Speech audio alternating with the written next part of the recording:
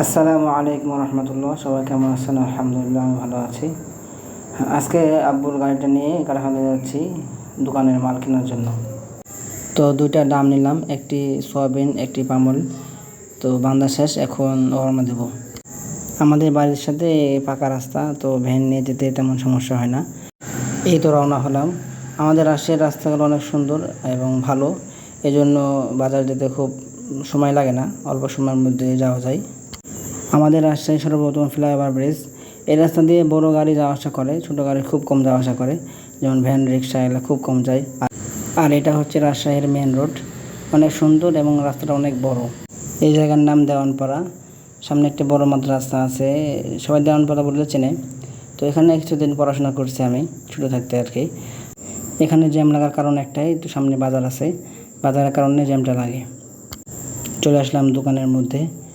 আমি আগে স্লিপ করে নিয়েছি কী কী মাল কিনবো। তো এই দোকানে যত রকম মাল আছে আপনি সব কিছু মাল পাইকারি নিতে পারবেন। আর মুদির দোকান হিসাবে যত রকম মাল থাকা দরকার সব রকমের মাল পাবেন এখানে।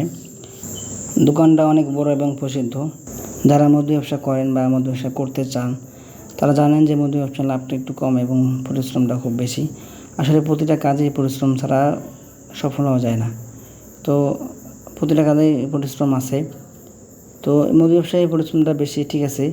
তো ধরে রাখতে পারলে অবশ্যই লাভ আছে, আপনি এখান থেকে আপনার জীবন চালাতে পারবেন। তো আসলে প্রত্যেকটা কাজেই আপনার পরিশ্রম এবং কষ্ট আছে। তো আসলে এই দোকানটা হয়তো এত বড় ছিল না, দোকানটা ছোট ছিল। পরিশ্রম করে কষ্ট করে দোকানটা বড় করেছে, এখন পাইকারি ব্যবসা করছে।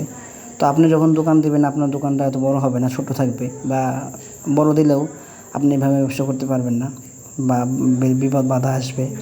তো সব কিছু পানি দিয়ে এবং লস লাভ মিলে আপনারা চেষ্টা করে ধরে রাখতে হবে। আল্লাহ তাআলা অবশ্যই আপনাদের ব্যবসার মধ্যে বরকত দান করবে।